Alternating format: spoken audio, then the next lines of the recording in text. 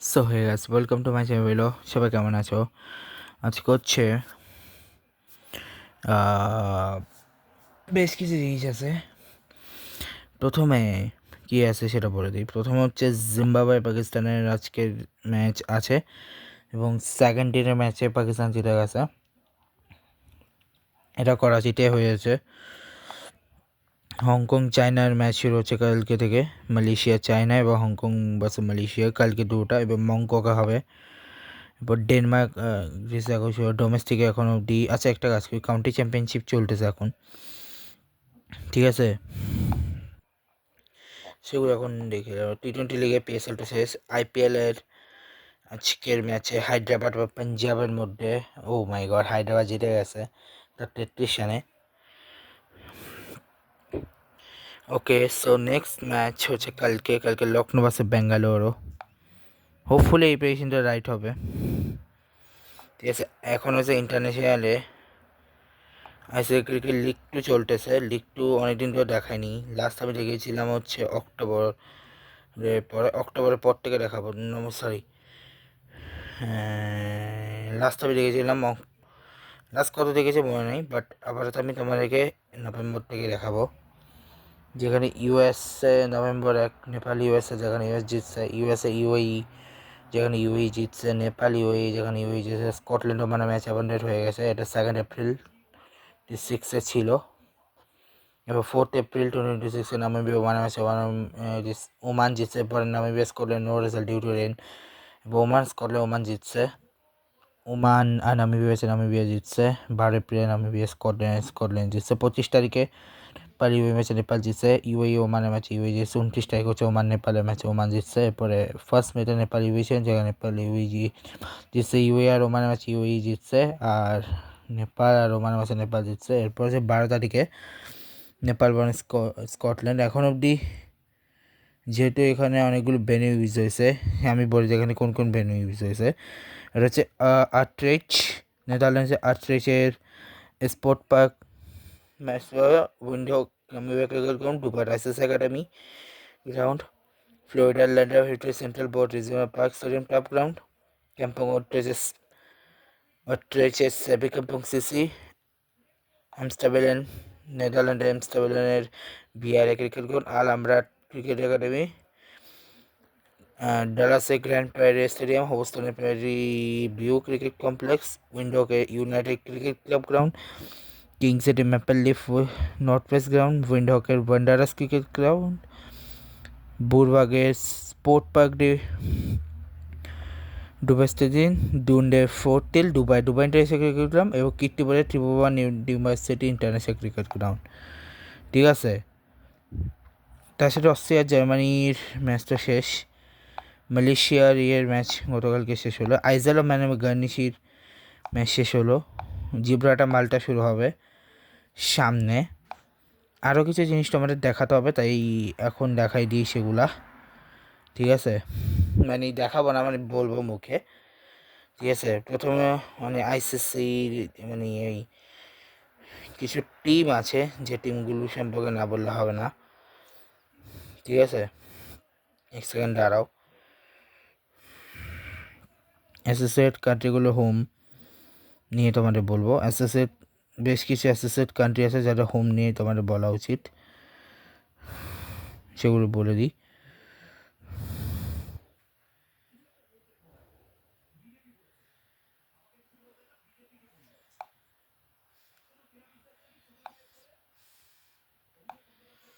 আচ্ছা, প্রথমে হচ্ছে অ্যাসোসিয়েট কান্ট্রিগুলোর মধ্যে প্রথম যে তিনটা নাম বলবো সেটা হচ্ছে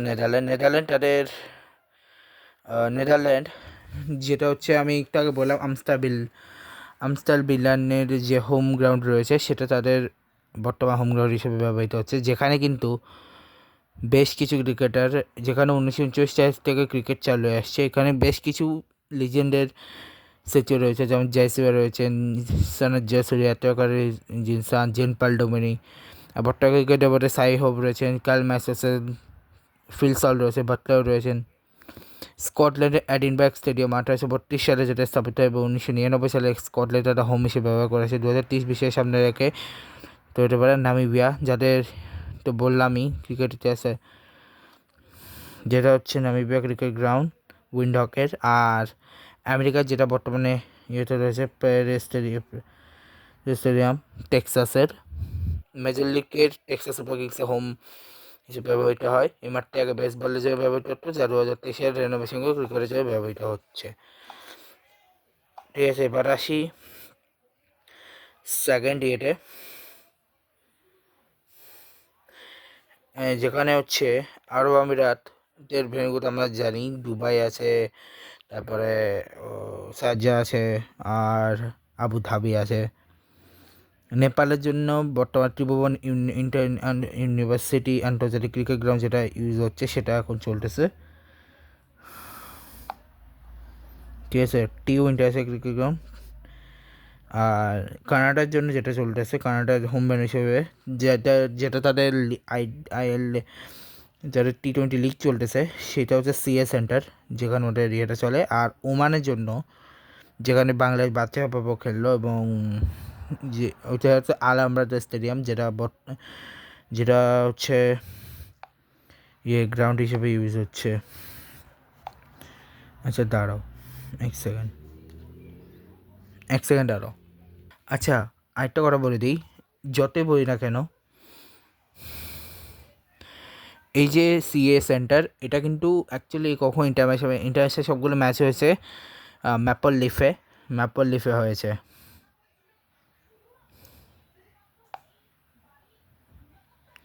পরবর্তীতে তো ব্রাম্পটন বর্তমান সিএ সেন্টারে হয়ে যাবে এখন যেটা বলা হচ্ছে, কারণ ম্যাপল লিফে মাঠ অত ভালো না।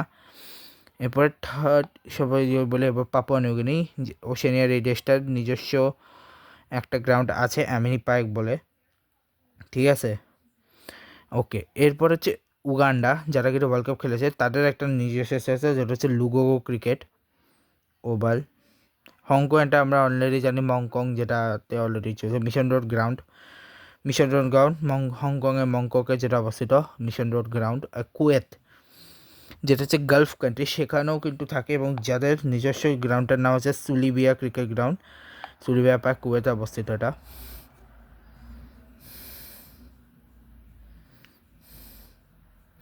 আর এখানে কিন্তু এখন কোনো ইন্টারন্যাশনাল ক্রিকেট হোস্ট হয়নি, তাও নিজস্ব একটা স্টেডিয়াম অবশ্যই আছে। ঠিক আছে, এরপরে যেটা সম্পর্কে আমি বলবো সেটা হচ্ছে যে কান্ট্রি, প্রথম হচ্ছে মালয়েশিয়া। ঠিক আছে, মালয়েশিয়া হচ্ছে কিনারার ওভাল,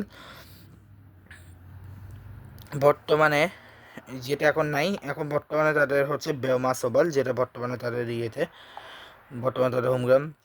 ইতালি যারা এখন সবাই এসে, তাদের গ্রাউন্ডটা হচ্ছে সিমা ক্রিকেট গ্রাউন্ড, রোমে অবস্থিত এটা।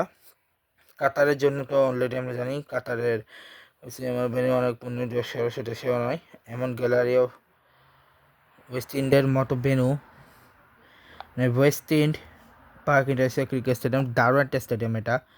আমি কপিরাইট আসবে দেখে দেখাতে পারছি না, তো দেখা যেত জেসি, যেটা ইংল্যান্ডের একটা শহর, সেই দেশের ভিতরে রয়েছে বেশ কটি ভেন্যু, তবে তাদের মেইন হোম ভেন্যু হিসেবে ইউজ করা হয় গ্র্যান্ডবেল প্যাভিলিয়নকে।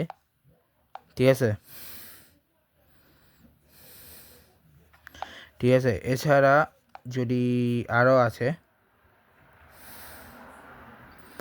ঠিক আছে।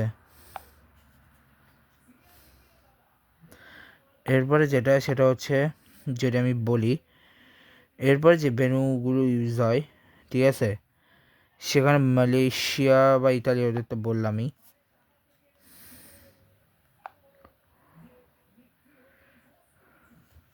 দাঁড়াও, আচ্ছা এরপরে যে নামগুলো নিয়ে বলবো, প্রথম হচ্ছে বাহরাইন। আচ্ছা বাহরাইনে আপাতত কোনো কারেন্টলি তো হোমগ্রাউন্ড নেই, তাও এই কারণে ওটা নিয়ে বললাম না। তবে স্পেনের একটা আছে, স্পেনের নিজস্ব একটা আছে যারা ইউজ করে, লা মাঙ্গা ক্লাব গ্রাউন্ড, মরিসিয়া স্পেনে। বারমুডার যারা 2007 বিশ্বকাপে খেলতো, তাদেরও নিজস্ব একটা আছে যেটা হচ্ছে সমাজা ক্রিকেট গ্রাউন্ড। আর এক সময়কার অনেক বড় একটা টিম কেনিয়া, যাদের নিজস্ব একটা হোম গ্রাউন্ড আছে যেটার নাম হচ্ছে গামগারা ক্রিকেট গ্রাউন্ড, নাইরোবির। আর এবং আরেকটা টিম যাদেরও ইয়ে আছে সেটা হচ্ছে সৌদি আরব, যাদের নিজস্ব তো নাই, তারপর দাম্মামের Providence cricket ground, eastern Providence cricket গ্রাউন্ডকে ইউজ করে থাকে আর কি নিজেদের হোম ভেন্যু হিসেবে। এছাড়া দাঁড়াও, এরপরে যেটা বলবো সেটা হচ্ছে এরপর হচ্ছে এগুলো যে সবাই অ্যাসোসিয়েট কান্ট্রিগুলো, ঠিক আছে। তানজানিয়া, যাদের আফ্রিকা ক্রিকেটে উদীয়মান শক্তি, যারা ইউজ করেছে আন্ডেল বোয়ানি গ্রাউন্ড বলে একটা গ্রাউন্ড। এরপর জার্মানি, খুব বেশি একটা তো খেলে না বাট মোটামুটি খেলে, তো তারা যেটা খেলে সেটা কিন্তু যেটার নাম হচ্ছে কি বায়ান উরিগান ক্রিকেট গ্রাউন্ড। নাইজেরিয়া, এমনিতে তো ফুটবল টিম বাট তাও ওদের একটা হিরোমান রয়েছে যেটা তাফা ভালো স্কোয়ার। আর সাইমন আইল্যান্ড, ওই দক্ষিণ আফ্রিকা কোয়ালিফাই যেখানে হয়েছিল, যারা পরবর্তী রাউন্ডে উত্তরণ হয়ে করেছে আর কি, সেই দলটা জিমি পাওয়েল ওভাল জর্জ টাউনে হয়েছিল ওই ম্যাচগুলো। এরপর একটা বলতেছি দাঁড়া, এরপরে যেটা সেটা হচ্ছে গার্নেসি কিন্তু হচ্ছে 1925 সালে একটা মাঠ আছে ওদের, যেখানে ফুটবল রাগবিও খেলা হয়। গার্নেসি যেটাই তারা হোম সেটা হচ্ছে কেজিপি স্পোর্টস গ্রাউন্ড। এবার হচ্ছে সিঙ্গাপুর, যাদের নিজস্ব ন্যাশনাল স্টেডিয়ামকে ক্রিকেটের জন্য ব্যবহার করার সুযোগ রেখে তৈরি করা হয়েছিল। বর্তমানে তারা কালাংয়ের সিঙ্গাপুর ক্রিকেট গ্রাউন্ড রয়েছে। পর্তুগালের রয়েছে হচ্ছে একটা সান্তারাম ক্রিকেট গ্রাউন্ড। আর ডেনমার্ক, যারা হচ্ছে 2021 সালে ক্রিকেট তৈরি করে।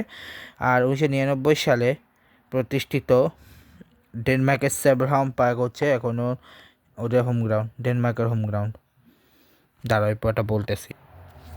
এবার হচ্ছে জাপান, যাদের নিজস্ব এশিয়ান রাইজিং অ্যাসোসিয়েশন, যাদের হোম রয়েছে সানো ইন্টারন্যাশনাল ক্রিকেট গ্রাউন্ড।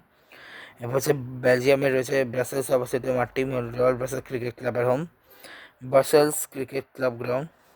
এবার হচ্ছে নরওয়েতে রয়েছে ফরবেনো ক্রিকেট গ্রাউন্ড, ঠিক আছে। স্টুবেডোয়া ক্রিকেট গ্রাউন্ড, ঠিক আছে।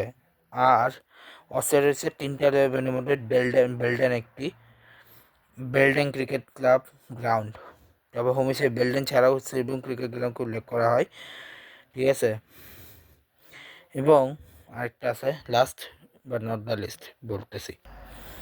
এখন হচ্ছে তোমাকে বলি হোম গ্রাউন্ড মোটো অনেক, কিন্তু এখন এখানে যে চারটা দেশের নাম বলবো, ওই চারটা দেশের গ্রাউন্ডের মধ্যে আর্জেন্টিনা ইউজ করেছে হারলাং ক্লাব গ্রাউন্ড, ফ্রান্স ইউজ করে ড্রক্স ক্রিকেট গ্রাউন্ড, সুইজারল্যান্ড ইউজ করে কসনই ক্লাব গ্রাউন্ড, আর ফিনল্যান্ড হচ্ছে ক্যারাবাই ন্যাশনাল ক্রিকেট গ্রাউন্ড, ঠিক আছে। এর দুটি বলার ছিল, আর তেমন কিছু না, ঠিক আছে। আপাতত এর দুটি আছে বলতে গেলে। দাঁড়াও আমি একবার চেক করে বলতেছি। আচ্ছা, এছাড়া হচ্ছে আজকে ডিসঅ্যাপিয়ারেন্স অফ শ্রী রামানন্দ রায়। উনি ছিলেন উড়িষ্যার একজন বিখ্যাত মানুষ এবং তিনি হিন্দু ধর্মে যা অনেক কিছু করেছেন। উনি একজন ব্রাহ্মণ, 12 বছর ধরে তিনি পুরীর জগন্নাথ মঠে সেবা করে গেছেন, ঠিক আছে। সো এই গেল, ঠিক আছে। এরপরে যদি আমি তোমাদেরকে বলে দিই, বাস 10 তারিখের আগে বাসায় তো ম্যাচ নেই, রিয়েলের ম্যাচ নেই, কিন্তু ইউএসসির আজকে ম্যাচ ছিল এবং বায়ার্ন পিএসজির ম্যাচে পিএসজি শেষ পর্যন্ত ফাইনালে চলে গেছে। পিএসজি আছে ফাইনাল মে 30-তে। এটা এক ড্র ছিল বাট শেষ পর্যন্ত গোল বেশি হওয়াতে জিতে গেছে। এবং আজকের ম্যাচে পাঞ্জাব বনাম চেন্নাইয়ের ম্যাচে পাঞ্জাব জিতছে।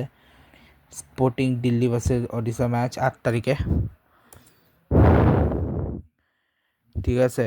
আর এখন হচ্ছে এর মধ্যে কোনো ফিল্মটা নাই মেয়ের, ও ও ভুলে গেছি, বাংলাদেশে ফিল্ম ছিল 1 তারিখে ফিল্ম আসছিল, অতর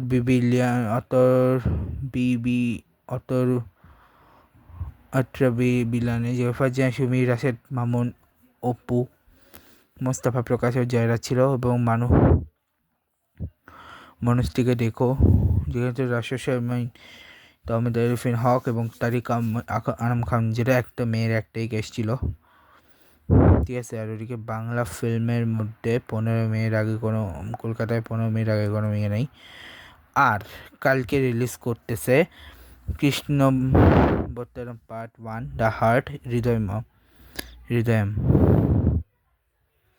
ঠিক আছে, তো দেখা যাবে কালকে ব্লগ। আজকে শেষ করছি, গুড বাই।